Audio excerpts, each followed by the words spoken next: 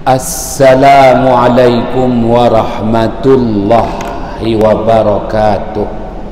Bismillahirrahmanirrahim. Wabihi nasta'in ala umurid dunya wad din. Alhamdulillah wa salamun ala ibadihi allazina astafa. Amma ba'. Sidang ahli jamaah yang dirahmati Allah, pertamanya kita panjatkan kesyukuran kehadrat Allah Subhanahu wa ta'ala. Malam yang berbahagia ini, perintah Allah dilaksana dan disempurna. Sekali lagi diberi ruang dan kesempatan untuk kita manfaatkan bersama. Moga-moga dapatan perolehan kuliah ini nanti jadilah jua hendaknya sebagai pedoman hidup di dunia, mana-mana yang boleh diamalkan. Moga-moga jadilah jua hendaknya sebagai bekalan untuk kehidupan yang kekal abadi, kehidupan di akhirat sana. Malam yang berbahagia ini kita lanjutkan lagi perbicaraan kitab Syarah Al-Hikam karangan Asy-Syaikh Al-Imam Ibnu Athaillah As-Skandari.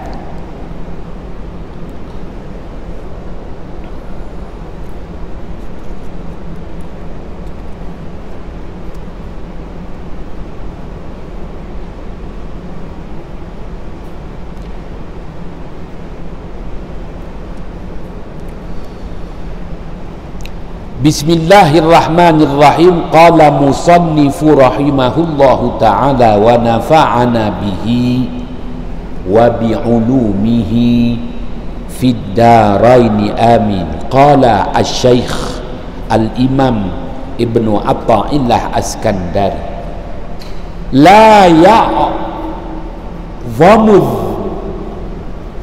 zambu indaka azmatan tasudduka an husni dhanni billah.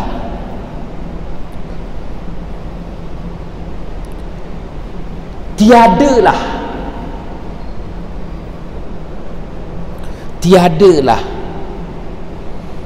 menganggap amat besar dosa yang ketelanjuran yang dikau lakukan sebagai suatu yang besar terpaksa ditanggung, yang menyebabkan terhalangnya dikau terhadap bersangka baik dengan Allah Subhanahu wa ta'ala. Tiadalah menganggap dosa yang amat besar yang terpaksa dikau tanggung menyebabkan dikau terhalang daripada bersangka baik dengan Allah Subhanahu wa ta'ala. Fa inna man arifa rabbahu istasghara fi jambi karamihi zambi. Kerana bahawasanya orang yang benar-benar mengenali Tuhannya Allah Subhanahu wa ta'ala akan menganggap dosa itu perkara yang kecil. Dosa itu perkara yang kecil di samping maha luasnya kemurahan Allah. Dosa itu perkara yang kecil di samping maha luasnya kemurahan Allah Subhanahu wa ta'ala. begitu maknanya. Sidang ahli jamaah yang dirahmati Allah, Asy-Syaikh Al-Imam Ibnu Athaillah Askandari memberi nasihat kepada kita agar janganlah kita ini berputus harap dengan rahmat Allah Subhanahu wa ta'ala. Sememangnya kita telah berusaha sama sekali membersihkan diri daripada dosa-dosa, tetapi kita dapati amat sukar untuk kita meninggalkan dosa.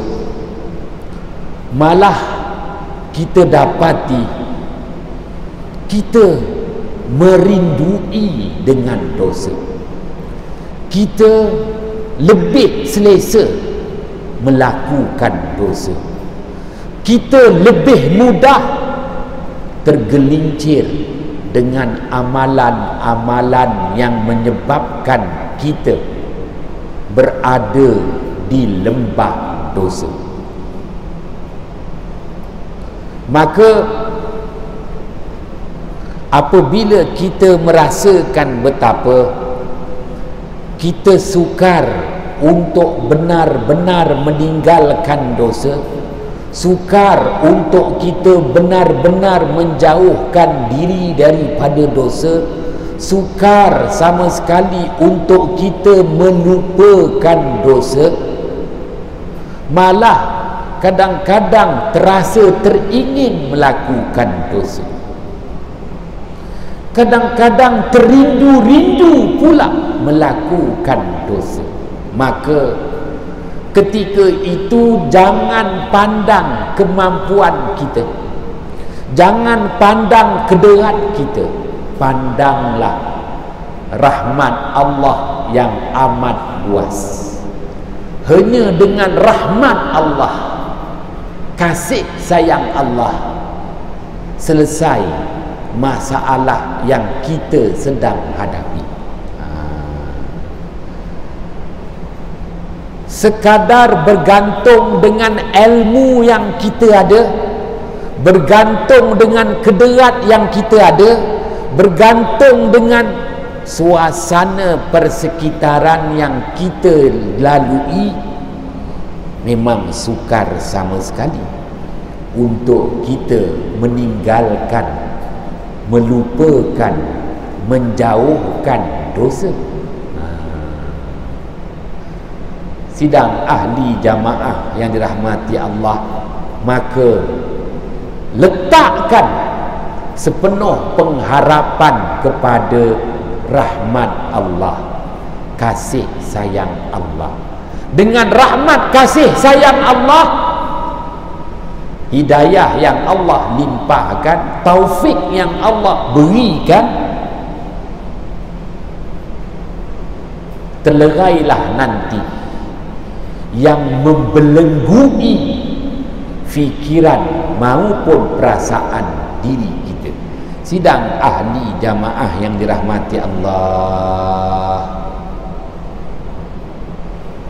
kerana perbuatan dosa itu sifatnya ketagih. Apapun perbuatan yang natijahnya dosa, memang ketagih. Bukan ganja, isap dadah haja ketagih, apa jua maksiat ketagih, apa jua perbuatan jahat ketagih, pecah amanah ketagih, rasuah ketagih, ngenceng orang ketagih, semua tu ketagih. Habis macam mana? Apabila dah ketagih, sukar nak ditinggalkan. Maka bukan 1-2 hari kita boleh tinggalkan. apatah lagi nak melupakan. Tuan-tuan yang dirahmati Allah, perbuatan dosa yang dinyatakan, maka dalam hal ini Asy-Syaikh Al-Imam Ibnu Athaillah Askandari memimpin kita agar kita bersangka baik dengan Allah. Bersangka baik dengan Allah, ya, bersangka baik dengan Allah. Betapa Allah Maha Pengasih, Allah Maha Penyayang, Allah Maha Pengampun. Allah boleh buang apa jua yang membebani kita, apa jua yang membelenggu kita, apa jua yang menekan kita, termasuklah coronavirus. Bersangka baiklah dengan Allah. Bersangka baik dengan Allah tu bagaimana? Meletakkan pengharapan yang tinggi kepada Allah. Betapa Maha Pengasih, Maha Penyayangnya Allah. Allah Subhanahu wa ta'ala sahaja yang akan membebaskan kita daripada belenggu dosa. Sidang ahli jamaah yang dirahmati Allah, kalau tidak, memang sama sekali orang yang ketagih dadah akan mengulangi ketagihannya. Orang yang pecah amanah akan mengulangi perbuatan pecah amanahnya. Orang yang berasuah akan mengulangi perbuatan rasuahnya. Orang yang kaki botol akan mengulangi botol-botol yang baru. Orang yang melakukan maksiat akan mengulangi maksiatnya. Sidang ahli jamaah yang dirahmati Allah, nak jelaskan sini betapa istimewanya seseorang yang mendapat limpah rahmat Allah, kasih sayang Allah. Apa caranya? Kena bersangka baik dengan Allah. Bersangka baik dengan Allah tu macam mana? Gini, orang Melayu kan suka cakap, sedikit-sedikit lama-lama jadi bukit. Maknanya ibadah diteruskan. Ibadah diteruskan. Kadang-kadang kita rasa jemu, kita tinggalkan ibadah. Forget it. Aku semayang berjamaah pun begini, aku puasa sunat pun begitu. Buatlah apa yang patut aja. Jangan. Tuan-tuan yang dirahmati Allah, teruskan ibadah. Apabila kita istiqamah meneruskan amal ibadah, itu bukti kita bersangka baik dengan Allah. Betapa kita mengharapkan rahmat Allah.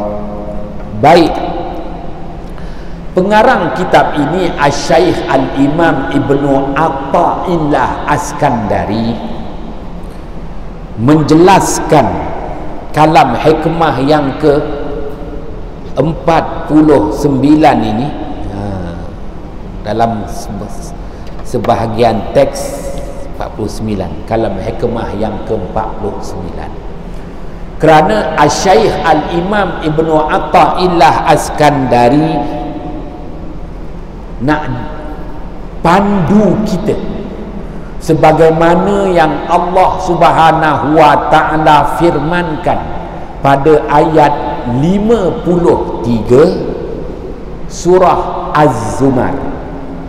Ayat 53 surah Az-Zumar. Qul ya ibadiyalladzina asrafu ala anfusihim la taqnatu min rahmatillah, la taqnatu min rahmatillah. innallaha yaghfiruz dzunuba jami'a ila akhiril ayah. Sadaqallahul azim.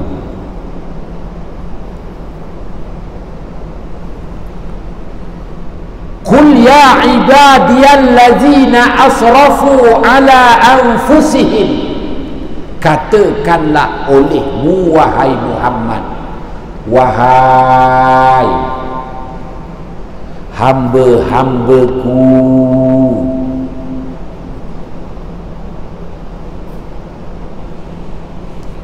yang telah melampaui batas di atas diri mereka sendiri. Janganlah sesekali kamu berputus harap dengan rahman Allah Subhanahu wa ta'ala, kerana bahwasanya Allah Subhanahu wa ta'ala Maha Pengampun, memberi pengampunan akan segala dosa yang ketelanjuran kamu lakukan. Innallaha yaghfiruz dzunuba jami'a. Baik, sidang ahli jamaah yang dirahmati Allah, ayat 53 surah Az-Zumar, Allah Subhanahu wa ta'ala menyeru, ya ibadiyalladzi, ya ibadi, wahai hamba-hambaku. Hamba-hambaku yang mana satu? Hamba-hamba Allah yang beriman dengan Allah dan Rasulnya di kalangan orang-orang yang beriman. Maka orang kafir Allah Ta'ala tak seru. Ini khas, seruan khas untuk hamba-hamba Allah yang beriman. Sebab itu dimulakan dengan fi'il amar. Qul, katakanlah olehmu ya Muhammad, itu perintah. Ya ibadiyalladzina asrafu, wahai hamba-hambaku. Hamba-hambaku yang mana? Hamba-hambaku yang beriman. Khas untuk orang-orang yang beriman. Apa masalah dia? Masalah orang-orang yang beriman ni yang ketelanjuran, melampaui batasan terhadap pilihan hidupnya, keputusan hidupnya, tindak tanduk hidupnya. Tiga ni kita ni tak sedar bahawa kita ni melampaui batas dalam pilihan hidup. Kita ni melampaui batas dalam membuat keputusan hidup. Kita ini tak sedar yang kita melampaui batas terhadap tindak tanduk hidup, tindakan. Kita tak sedar betapa kita ini hamba Allah yang melampaui batas pada pilihan, keputusan, tindakan. Maka senjata makan Tuhan. Pilihan kita itu puncanya, keputusan kita itu puncanya, tindakan kita juga itu puncanya. Walhal memang Allah Ta'ala beri kita pilihan, tapi ada batasnya. Allah Ta'ala beri kita untuk membuat keputusan, tapi ada batasnya. Allah Subhanahu wa Ta'ala beri peluang untuk kita action taken, mengambil tindakan, tapi ada batasnya. Kita tak sedar pilihan, keputusan, tindakan kita itu melampaui batasan hukum syara. Maka yang melampaui itu mendapat dosa. Sidang ahli jamaah yang dirahmati Allah. Baik, oleh itu bagaimana, apa caranya? Al-Syaikh Al-Imam Ibnu Athaillah Askandari dalam Syarah Al-Hikam, kitab karangannya juga Iqahul Himam, menyatakan bagi kita orang-orang yang beriman, supaya kita tidak terputus daripada mendapat kasih sayang Allah. Masalah hari ini kita yang memutuskan daripada mendapat kasih sayang Allah. Pilihan kita, keputusan kita, tindakan kita yang menjadi punca terputus diri kita daripada mendapat rahmat Allah, daripada mendapat kasih sayang Allah. Qul ya ibadiyalladzina asrafu ala anfusihim la taqnatu mir rahmatillah. Jangan berputus harap dengan rahmat Allah. Semua memang mengharap dengan Allah, tetapi pilihan, keputusan, tindakan kita yang memutuskan diri kita daripada meraih, memperoleh rahmat kasih sayang Allah.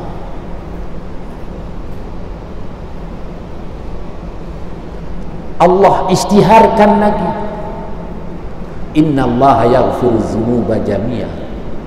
Allah Maha suci Allah, bahwasanya Allah tetap memberi pengampunan akan segala dosa yang ketelanjuran dilakukan oleh hamba-hambanya. Baik, maka dalam syarah dinyatakan bahawa kategori kita ni, orang-orang yang beriman, diletakkan dengan 3 kedudukan. Kedudukan yang pertama disebut ahlul bidayah, golongan permulaan dalam mendekatkan diri kepada Allah agar tak terputus daripada rahmat Allah. Tahap kedua, darjat kedua, ahlul wasati. Ahlul wasati, golongan pertengahan. Golongan pertengahan dalam menghampirkan diri kepada Allah agar tidak terputus daripada mendapat rahmat Allah. Darjat yang ketiga disebut dengan ahlun nihayah.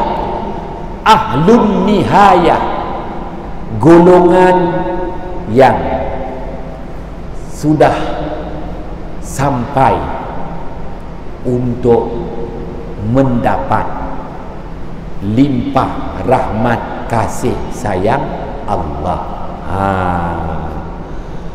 Bermula dengan ahlul bidayah, golongan permulaan, diikuti pula dengan ahlul wasati, golongan pertengahan.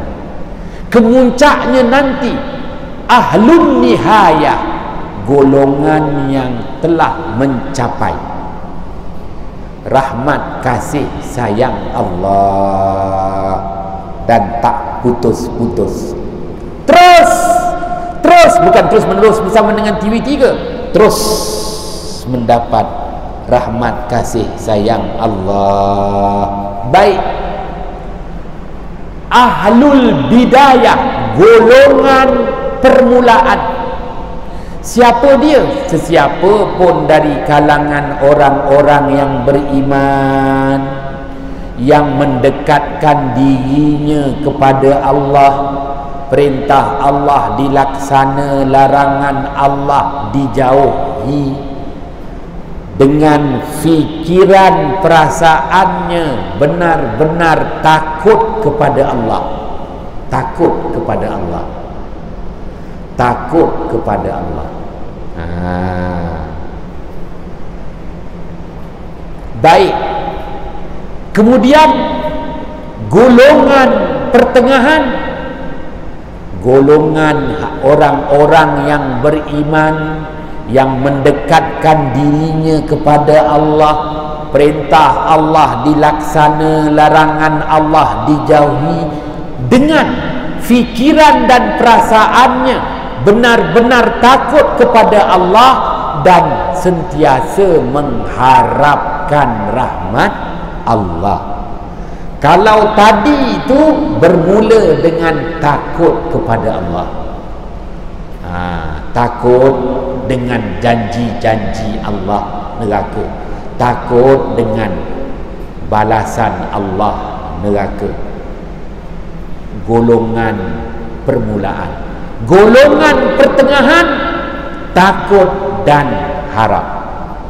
Takut dengan azab Allah dan sentiasa mengharapkan rahmat Allah. Takut dengan azab neraka, harap dengan rahmat Allah, yaitu syurga. Persamaan. Takut dan harap. Sidang ahli jamaah yang dirahmati Allah, maka golongan yang ketiga, tahap lebih tinggi lagi, ahlun nihayah. Ahlun nihayah itu apa? Orang-orang yang beriman, yang mendekatkan dirinya kepada Allah, perintah Allah dilaksana, larangan Allah dijauhi, dengan pengharapannya melebihi ketakutannya kepada Allah. Pengharapannya kepada Allah melebihi ketakutannya kepada Allah. Ahlul bidayah, golongan permulaan, ketakutan kepada Allah melebihi pengharapan dengan Allah. Ahlul wasati, golongan pertengahan, takut dan harap sama. Takutnya kepada Allah dan harapnya kepada Allah sama. Adapun ahlun nihayah, harapannya kepada Allah, bukan perkataan harapan, harapannya kepada Allah melebihi takutnya kepada Allah Subhanahu wa ta'ala. Qul ya ibadiyalladzina asrafu ala anfusihim la taqnatu min rahmatillah. Sidang ahli jamaah yang dirahmati Allah. Jadi maknanya kita bukan terus menjadi seorang hamba Allah yang disebut dengan nama insanul kamil, manusia yang sudah sempurna. Tidak, dia kena bermula dulu dengan ahlul bidayah, diikuti ahlul wasat, barulah ahlun nihayah. Sidang ahli jamaah yang dirahmati Allah, sebab itulah wujudnya tarekat, dan tarekat itu ada ratibnya, ada susunan zikirnya yang diamalkan untuk nak meletakkan seseorang itu daripada ahlul bidayah, ahlul wasati, ahlul nihayah. Habis setakat ahlul bidayah aja, lepas tu meninggal dunia, moga-moga menjadi pilihan Allah. Tak apa, jangan kita mati langsung, tak ada apa. Mati sebagai hamba Allah yang benar-benar takut kepada Allah. Ketakutan melebihi pengharapan. Ini nak membahaskan tentang dua perkara, khauf dan raja. Khauf makna takut, raja makna harap. Salah silap, mohon jutaan kemaafan. Bismillahirrahmanirrahim. Fafahamnaha Sulaimana wa kullan ataina hukman wa ilma wa sakharna ma'a Daudal jibala yusabbihna wa tayra wa kunna fa'ilin ya arhamar rahimin. Assalamualaikum warahmatullahi wabarakatuh.